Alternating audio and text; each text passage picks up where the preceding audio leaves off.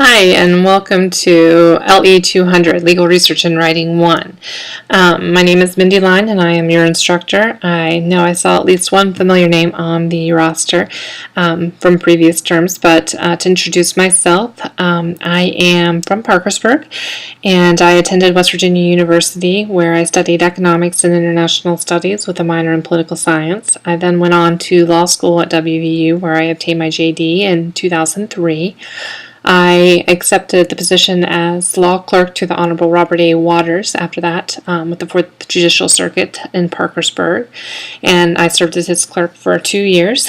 I took and passed the West Virginia Bar Examination that first year and the Ohio Bar Examination the second. So I am licensed to practice law in both West Virginia and Ohio, though both my licenses are currently inactive. Depending on what's going on in my life, I've had them active on and off again. And we'll talk, well, you probably talked some about that before in your other course, but that basically means that I am not actively practicing law right now, so that just changes the requirements in terms of what I need to do as a lawyer with those organizations. And then if I choose to become active, then I have to basically pay more money and complete some continuing education courses. But after my clerkship, I worked in litigation, mainly employment litigation with a small law firm in Parkersburg. I also did some work with family law and criminal law. I began teaching paralegal classes in 2004, and I have taught on and off ever since then, so for about 10 years now for Mountain State as well as for another online university.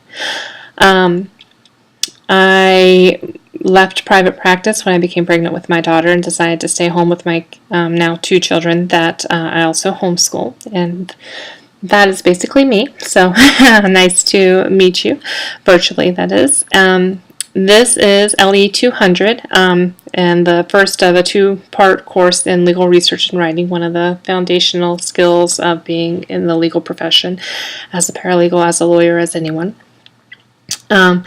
Week 1 is this week, so we're going to do a course overview and review the syllabus, and then let's go ahead and do that and take a look at the text books that you have, hopefully that you already have. The syllabus is available online on the Sakai site.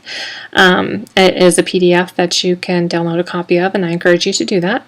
This course is worth 4.8 quarter hours, so that is quite a few. My contact information is listed at the top, my email address, the school's phone number, and my cell phone number. My preference is for you to contact me via email or via the messages on Sakai. If I don't respond to you within 24 hours, feel free to send me a text, and you can call. Usually I am in the midst of something else, so a phone call usually results in me having to get back to you. That's why I like the email and messages, because I'm at my computer at that time and can usually answer whatever the issue is. If you want to make an appointment to talk or meet at some time, then just get in contact with me and we can work that out. Course prerequisite, LE 101, you all should have had the Introduction to Law and Professional Responsibility already. Course materials. The bookstore at Mountain State should have those.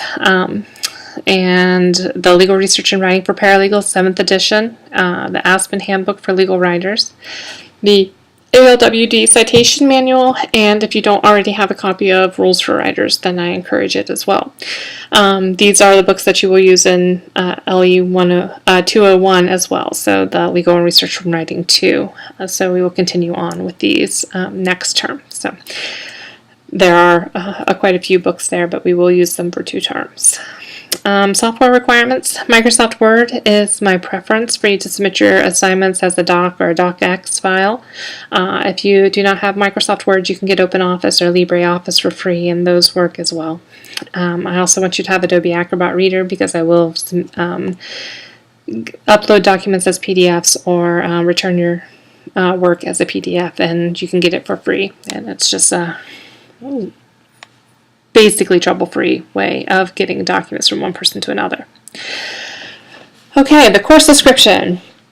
LE 200 is the first in a two-part course on legal research and writing. The purpose is to acquaint you with the fundamentals of legal research and writing. You'll learn how to use and locate primary and secondary authorities, which we talked about in LE 101. You'll have a general overview of the federal and state court systems, which we started in LE 101 as well. You will learn about the elements of a court decision, how to locate cases with use of digests, and how to brief a case. The course reviews techniques of legal writing customarily taught in law school, and we get more into citation form. I have you review some this term, and then next term it'll be pushed much more. Cite checking, we talked about that before in LE 101, and it's definitely a critical thing to remember.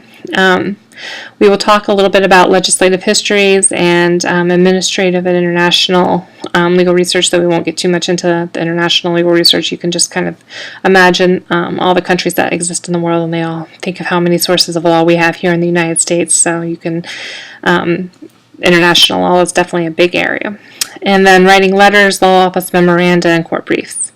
LE 200 focuses more on the research and the preparation for writing, and LE 201 will focus more on the writing itself. So you'll have a couple of writing projects in this course, but next term will be the one that has a lot.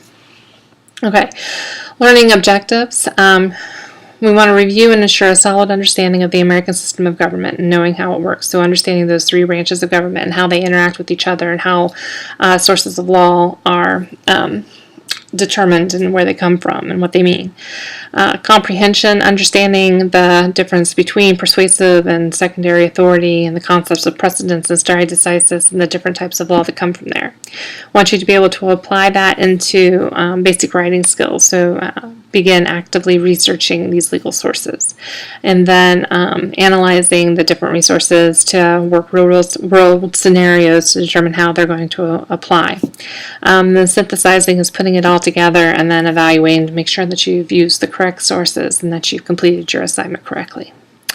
Instructional methods. This is an online course, so you will use the Sakai system for the vast majority of it. If you have any technical issues, you need some training, or you don't feel comfortable with it, contact Mountain State College. They've got some great resources and great people that will help you to make sure that you know what you're doing and know how to get on there. So if that is an issue for you, make sure you address it very early on. You don't want to get into the course and get behind and then start working to do some basic troubleshooting. Make sure you get that figured out from the beginning. Note that students in an online course are highly accountable for their own performance and success. It is necessary to be diligent about completing assignments and complete the work even if you don't have to formally submit said work. The student is responsible for his or her learning, so keep that in mind. There are some assignments that you don't have to submit to me, but that I have given you. They're going to aid in your learning, and life is busy and it's hard to make time for everything that you don't absolutely have to do, but try to do that. Try to get that calendar out and start mapping out these dates and scheduling time to do that. This course is 4.8 quarter hours, which means that you should be, if you were in an in-person course, then it would be having that many hours in course, and then they usually recommend times 3 for work out of that course. So it's quite a bit of hours, so make sure that you do allocate that appropriately. The syllabus, which is this, provides a topical outline of the course. Remember, it's 2 parts. The assignments are listed on the outline. You should complete all the reading and assignments in a timely fashion. We will go over the first 10 chapters of the legal research and writing for paralegals, and then LE 201 will finish the text. Each week, you have to participate in a weekly forum. You have to post at least 3 times during the week, with at least the first post no later than Wednesday. You can definitely post earlier than that, but these are the minimums. Failure to do so will result in an automatic deduction of points. Each week you're going to have a quiz covering the material from legal research and writing for paralegals. And then every other week you're going to have a second quiz on taken from the Aspen Handbook for Legal Writers, which is kind of a brushing up on just writing in general. You are also encouraged to review and begin learning in the ALW Guide to Legal Citation, and those assignments are in there, though you do not have anything specific that you have to turn in this term. And then there will be 2 projects involving a fictional client that will count as the midterm and the final. Okay, assessment criteria, 1,000 points in the course. Your weekly quizzes from the main text are worth 20 points each, so there's 200 points. Your forums are worth 10 points each, that's 100. Then you have weekly assignments taken from the Legal Research and Writing book at the end, which will be selected and that I will put out there as assignments, and those are each worth 20 points. And then those Aspen quizzes I mentioned, 20 points each, but there are only 5 of those. And then your midterm and final project. And then Mountain State's grading scale is listed there. Participation. You are expected to participate on the Sakai online system. It's critical to participate regularly and every week, submitting assignments on time and participating actively. Failure to participate will be reported. Late policy.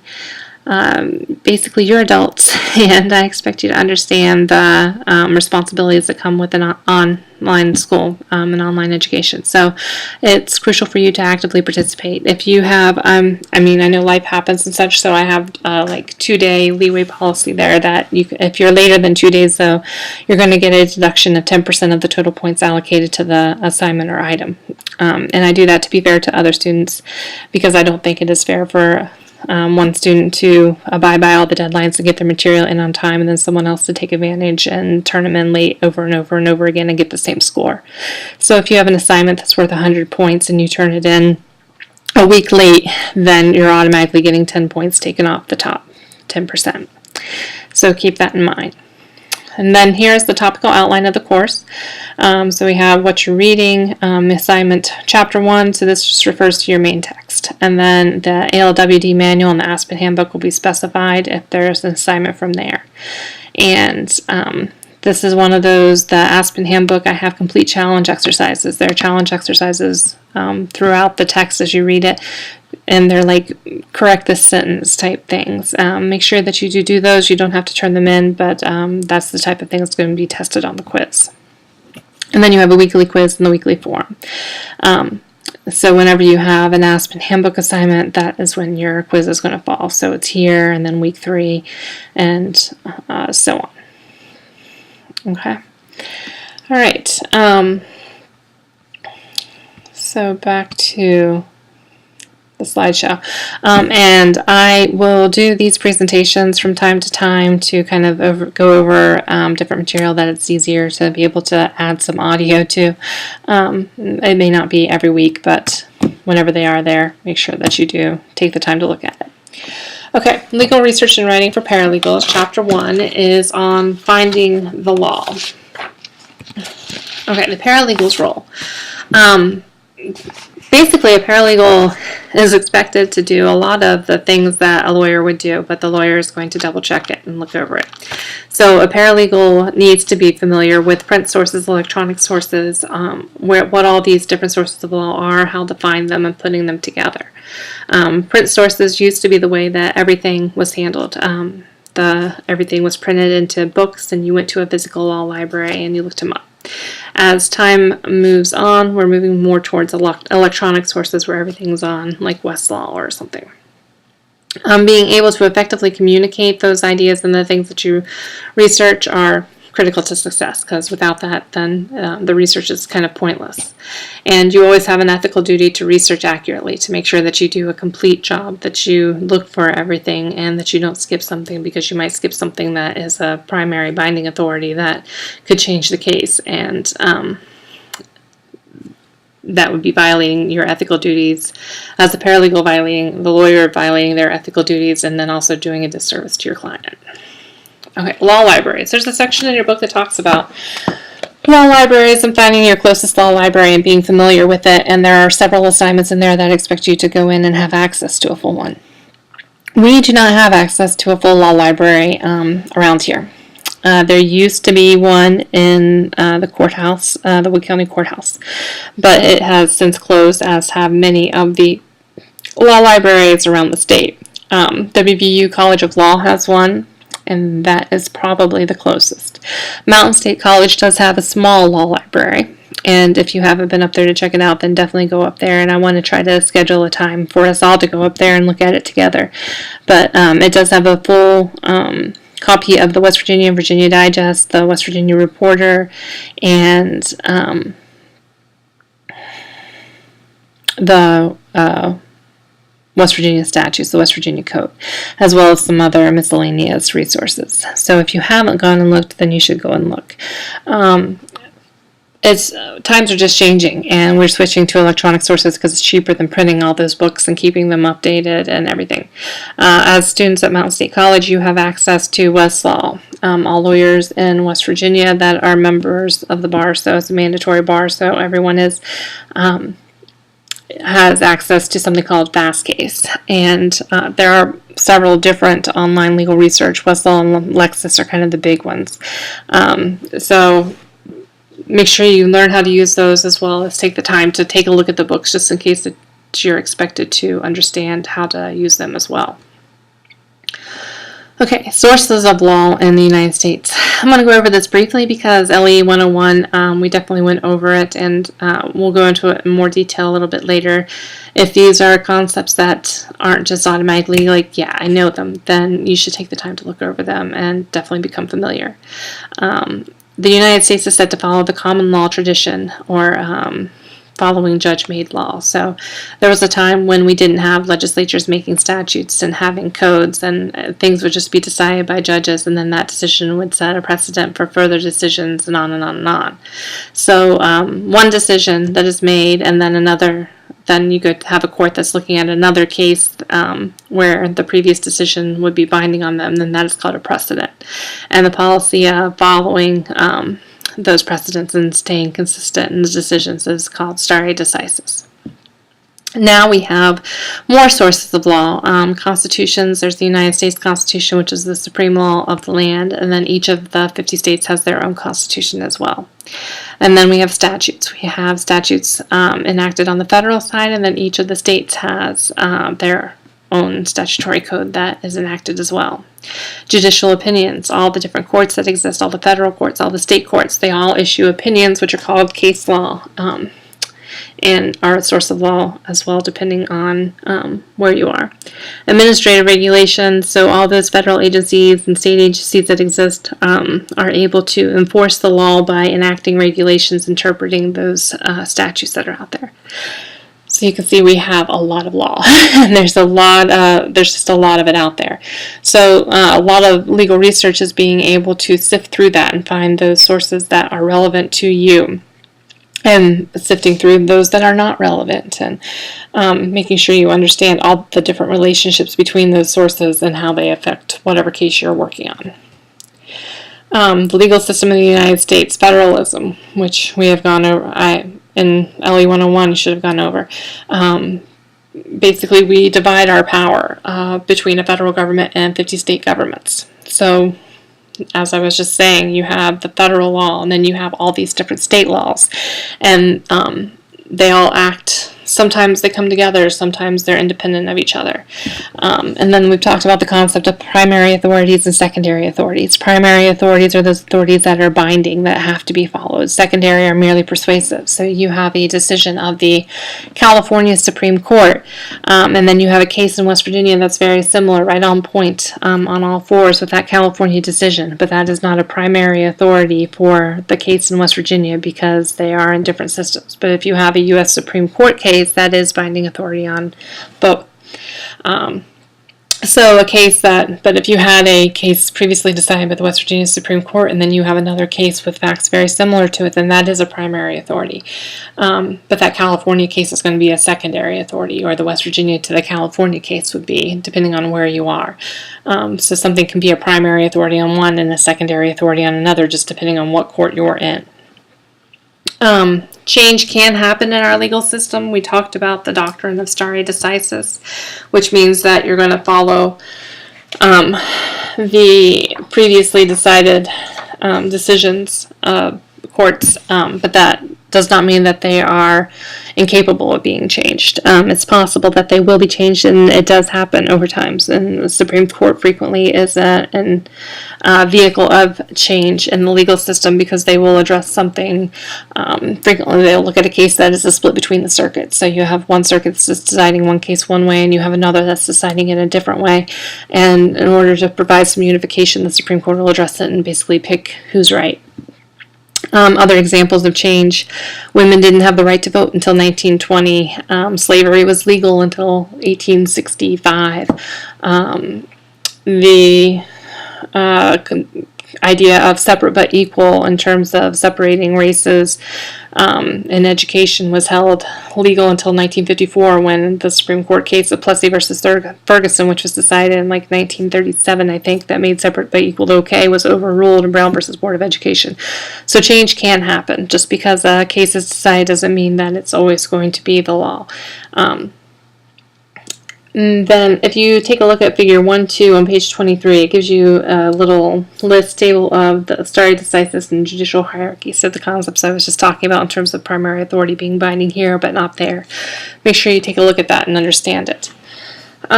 Page 25 in your text gives you a pretty good example of how legal research works, and gives you the fictional character of Peggy, and she's a paralegal, and the issues that she's faced with and how she addresses the whole process of legal research, which is a pretty good one. So definitely take a look at that. Case citation. We cite cases so that we can find them, basically. We need to have a uniform method of citing all these different resources so that we can all find out what the other person's talking about. So we have these agreed upon methods of doing so. We are using the ALWD guide to legal citation. You'll also see a reference, I'm sure, to the Blue Book, which is kind of the old school version of citation. The ALWD does a lot of things similarly, but it explains it in a way that's a lot clearer than what the Blue Book does. So make sure you start reading through there as assigned and become familiar with citations. Okay, if you do not have your Westlaw account set up yet, then make sure that you go and do that immediately. Roger in the library at Mountain State can help you with that and give you like the password, and you can set up a one-pass. I'll try to show you there.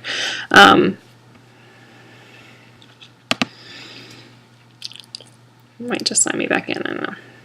So when you go to Westlaw, you can, if you are doing it for the first time, then you click that switch to Westlaw password sign in, and then you write that long number or password thing it gives you, and just like your last name. And then you can make the switch to OnePass, which basically lets you create a username and a password to go with it, so that you don't have to remember some 16-digit code with numbers and letters and such to log on to get on. But you definitely need to do that soon, because we're going to be using Westlaw a lot. All right. If you have any questions, send me an email, and I look forward to getting to know you all better this term. Thanks.